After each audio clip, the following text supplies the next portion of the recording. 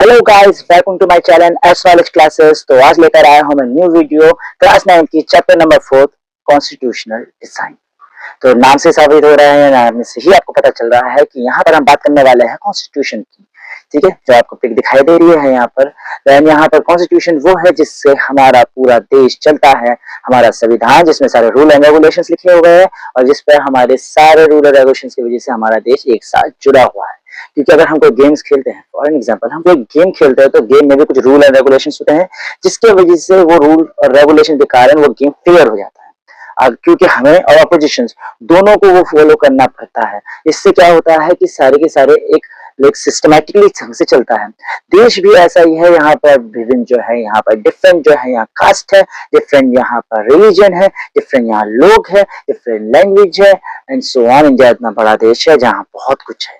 तो ये जो बहुत कुछ के अंदर सबको एक ही अंदर में पिरोना है, तो वो एक धागे के अंदर पिरोने के लिए चाहिए यहाँ पर एक रूल एंड रेगुलेशंस की एक बुक। तो रूल एंड रेगुलेशन की बुक क्या है? वो है कॉन्स्टिट्यूशन। तो आज यहाँ पर हम बात करेंगे कॉन्स्टिट्यूशन की। तो शुरू करते हैं बिना किसी देरी के।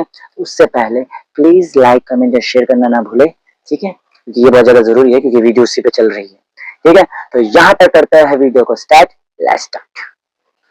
तो अब यहाँ कॉन्स्टिट्यूशन से इंडिया से हम थोड़ा सा फ्लाइट पकड़ते हैं और ले जाते हैं फ्लाइट साउथ अफ्रीका में। तो यहाँ साउथ अफ्रीका की जब बात होती है तो यहाँ बात हो रही है उन ब्लैक लोगों की जहां पर कॉन्स्टिट्यूशन के टाइम नहीं था, कॉन्स्टिट्यूशन ऐसा कुछ नहीं था। तो कॉन्स्टिट्यूशन से बहुत पहले का टाइम है जहां पर रेशियल डिस्क्रिमिनेशन चलता था, मतलब रंग भेद चलता था, कलर को लेकर डिस्क्रिमिनेशन होता था। क्योंकि वहां पर भी यूरोप के लोग, वही हमारे अंग्रेज भैया बाबा जो सारे अंग्रेज लोग थे, वो यहाँ पर भी थे, वो वहां पर भी थे। तो जो अंग्रेज लोग वहां पर मौजूद थे उसके कारण वहां पर भी डिस्क्रिमिनेशन चालू हुआ। डिस्क्रिमिनेशन जो हाँ चालू हुआ था, वो जो डिस्क्रिमिनेशन रेशियल डिस्क्रिमिनेशन था उसे हम कहते थे, मतलब वहां पर उस वर्ड को कहा जाता है अपार्थाइड। अपार्थाइड एक होता था जिसके अंदर डिस्क्रिमिनेशन होता था, वहां पर फॉरबिडन होता था कि हाँ भाई यहाँ पर रंग भेद की नीति है, यहाँ पर आपको इस कलर जो है, जो ब्लैकिश है या ब्राउनिश है या डार्क फेसेस जो है, उन लोगों को अलाउ नहीं है। यही स्टार्टिंग में यह नीति पॉलिसीज हुआ करती थी जिसके लिए सारे के सारे लोग ऑफेंड थे और सारे के सारे लोग प्रोटेस्ट किया करते थे। तो यहाँ पर सबसे पहली बात होती है 1950s की, जहां पर सारे रंग भेद की नीति के चक्कर में, रेशियल डिस्क्रिमिनेशन के कारण सारे लोग थोड़े से प्रोटेस्ट करना, सारे लोग जुड़े हुए प्रोटेस्ट करना चालू किया। और यहाँ पर ANC अफ्रीकन नेशनल कांग्रेस करके जो था, उसके लिए वहां पर बात हो रही थी कि ANC जो है बहुत स्ट्रगल कर रहा था और कोशिश कर रहा था कि ये जो डिस्क्रिमिनेशन है इसे हटाया जा सके। वहीं पर एक बहुत ही महत्वपूर्ण व्यक्ति का नाम आता है नेल्सन मंडेला, जिसने एक बुक लिखी थी जो बहुत इंपॉर्टेंट है, लॉन्ग वॉक टू फ्रीडम। क्योंकि बहुत टाइम लग गया, एक लॉन्ग वॉक है, इसके लिए लॉन्ग वॉक है, किसके लिए? फ्रीडम के लिए। तो ये बहुत इंपॉर्टेंट पर्सन है जिसका नाम आपको जरूर याद रखना है, नेल्सन मंडेला। एंड उनके साथ जो 7 मेंबर्स और है, उनको 1964 में जेल में डाल दिया गया था, वो भी 28 साल के लिए। तो ये सारे जो प्रोटेस्ट हो रहे थे, ऑब्वियसली बात है, हमने जब लॉन्ग देखा है, अपनी हिस्ट्री भी देखी है, देन जब भी प्रोटेस्ट होता है तो कुछ ना कुछ चेंजेस आते हैं, जहां पर ये जो रेशियल डिस्क्रिमिनेशन था उसके ऊपर थोड़े से चेंजेस किए गए थे, थोड़ी कोशिश की गई थी कि कुछ पॉलिसीज निकाली जा सके। और मिडनाइट यहाँ पर एक सबसे बड़ी बात जो होती है वो मिडनाइट ऑफ 26 अप्रैल 1994 में होता है, जब फाइनली कॉन्स्टिट्यूशन आता है साउथ अफ्रीका के अंदर। और उसके भी 2 साल बाद फाइनली सिटीजन्स को राइट्स मिलते हैं, जो कुछ मेजर अच्छे राइट्स होने चाहिए, इंपॉर्टेंट राइट्स जो होते हैं वो सिटीजन्स को मिलने लगे थे। तो यहाँ पर एक सबसे अच्छा सवाल आता है कि कॉन्स्टिट्यूशन की जरूरत क्यों है? जैसे कि मैंने स्टार्टिंग में बोला कि हर एक चीज को जोड़ के रखने के लिए, हर एक चीज को फेयर बनाने के लिए कॉन्स्टिट्यूशन की जरूरत होती है।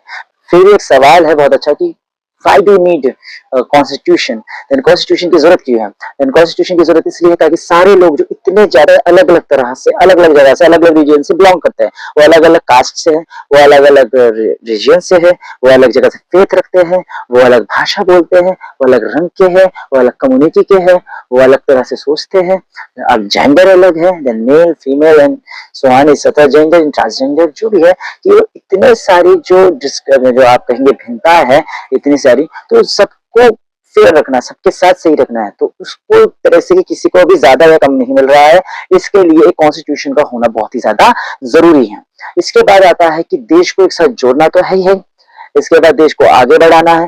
तो आगे बढ़ाने के गवर्नमेंट को कुछ फैसले लेने होंगे, तो गवर्नमेंट को एक पावर दी जाती है कि वो इस पावर से लिमिट को क्रॉस ना कर सके। तो इस पावर को बनाए रखने के लिए कॉन्स्टिट्यूशन की जरूरत होती है, ताकि वो किसी तरह से कोई गलत फैसले ना ले सके। इसके बाद जो है गवर्नमेंट किस तरीके से फैसले लेगा, कैसे एक हर फैसले लेगा या हर चीज काम करने का एक तरीका होता है, तो वो तरीका कॉन्स्टिट्यूशन के अंदर होता था। और ये सारी चीजें क्यों की जा रही है, ताकि एक गुड सोसाइटी बनाई जा सके। तो एक गुड सोसाइटी के लिए फाइनली हमें कॉन्स्टिट्यूशन की नीड होती है। अब अगर कॉन्स्टिट्यूशन की बात करेंगे और इंडिया की बात नहीं करेंगे तो ऐसा कैसे हो सकता है भाई। तो कॉन्स्टिट्यूशन जो है हमारा इस दुनिया का सबसे बड़ा कॉन्स्टिट्यूशन कौन सा है, ये आप अच्छे तरीके से जानते हैं, तो प्लीज इसे कमेंट बॉक्स में बताइएगा कि भाई साहब सबसे बड़ा कॉन्स्टिट्यूशन असल में इस दुनिया का है कौन सा। देन इंडिया के कॉन्स्टिट्यूशन के बारे में 1928 में मोतीलाल नेहरू ने बात की थी, और इनके अलावा और भी मेंबर्स थे और 8 मेंबर्स और थे जिन्होंने इनके साथ 1928 में इसको ड्राफ्ट किया था कॉन्स्टिट्यूशन को। 1931 में कराची में एक सेशन लिया था जिसमें ये देखना था कि आगे जब हमारा इंडिया आजाद होगा, उस टाइम पे भी 1928 है, उस टाइम पे भी यही सोचते थे कि अब हमारा देश आजाद होगा, हमारा देश जो है अब आजाद हो जाएगा। तो जब ये आजाद हो जाएगा तो वो कैसे होना चाहिए, किस तरीके से चलना चाहिए, तो वो जो चीज थी उसके बारे में यहाँ पर बात की जा रही थी। और ये जो हमारे मोतीलाल नेहरू है वो हमारे फर्स्ट प्राइम मिनिस्टर के पिताजी है। आप कमेंट बॉक्स में जरूर बताइएगा कि हमारे फर्स्ट जो प्राइम मिनिस्टर है वो कौन थे। तो हमारा जो कॉन्स्टिट्यूशन है वो कई चीजों से मिलजुल कर बना था, कि कई हमारा देश जब धीरे धीरे बना तो उससे पहले काफी चीज इस पूरे वर्ल्ड हिस्ट्री के अंदर हो रही थी। तो हमारे अंदर जो सबसे पहली चीज है तो वह फ्रेंच रेवोल्यूशन से आइडियल्स लिए गए थे। जो हमारा पार्लियामेंट है इसका जो पूरा प्रैक्टिस है ये पूरा का पूरा ब्रिटेन से था। यूएस से जो है बिल जो है उसकी बिल राइट के मामला जो है वो यूएस से लिया गया। और जो यहाँ पर सोशल रेवोल्यूशन है और जो सोशल रेवोल्यूशन है वो यहाँ रशिया से लिया गया था। तो यहाँ पर हमारा सारी चीजें मिली जुली थी जिससे फाइनली हमारा कॉन्स्टिट्यूशन धीरे धीरे डिजाइन हो रहा था। तो यहाँ पर जुलाई 1946 में इलेक्शंस किए गए थे, किसके लिए, कॉन्स्टिट्यूशन असेंबली के लिए, कि कॉन्स्टिट्यूशन में सब कुछ बनाना है वगैरह है। तो उस कॉन्स्टिट्यूशन के असेंबली के जो यहाँ पर अध्यक्ष थे या चेयरमैन थे जो, वो थे डॉक्टर राजेंद्र प्रसाद। अभी बताइएगा कमेंट बॉक्स में, ये भी बताइएगा कि डॉक्टर राजेंद्र प्रसाद हमारे देश के सबसे पहले क्या थे, कमेंट बॉक्स में जरूर बताइएगा। ठीक है, तो वापस आते हैं इस पॉइंट पे। तो वहां पर राजेंद्र प्रसाद जो थे वो उस टाइम पे उनके चेयरमैन थे।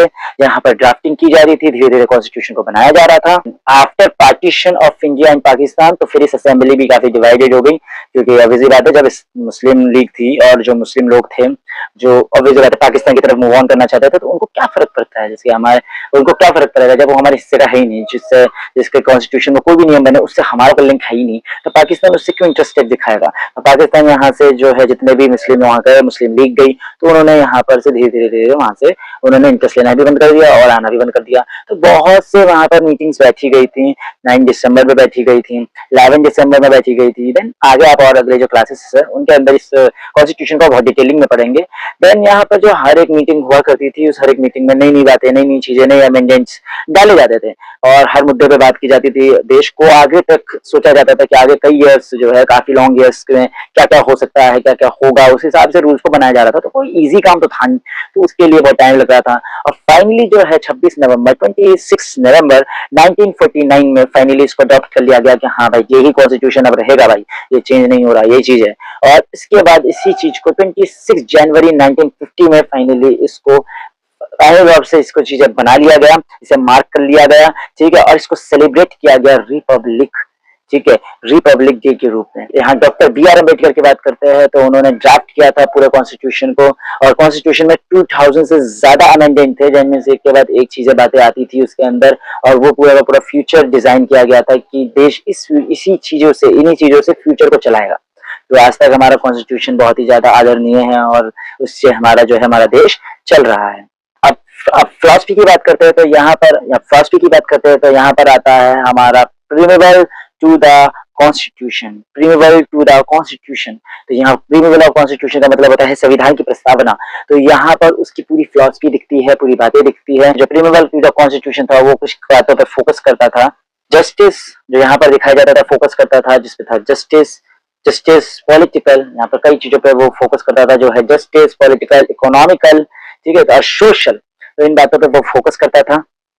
Liberty of thoughts, expression, belief, faith, worship, that means आपको अपने हर बात कहने का अधिकार हो आपको अपने फेथ का अधिकार हो, आपको वर्शिप का, आप जिसे मानना चाहते हो उसका बिल्कुल आजादी हो, ये लिबर्टी इसके अंदर थी। तो यहाँ बात करते हैं फ्रेटर्निटी के, यूनिटी की, इंडिविजुअल जो है अपनी डिग्निटी बनाए रखे कि हर व्यक्ति की अपनी डिग्निटी, अपनी गरिमा होती है। इसके अलावा यूनिटी है कि सारे के सारे देश में हर व्यक्ति चाहे कहीं किसी भी, चाहे वो किसी भी तबके से हो, वो एक साथ जुड़ा हुआ है।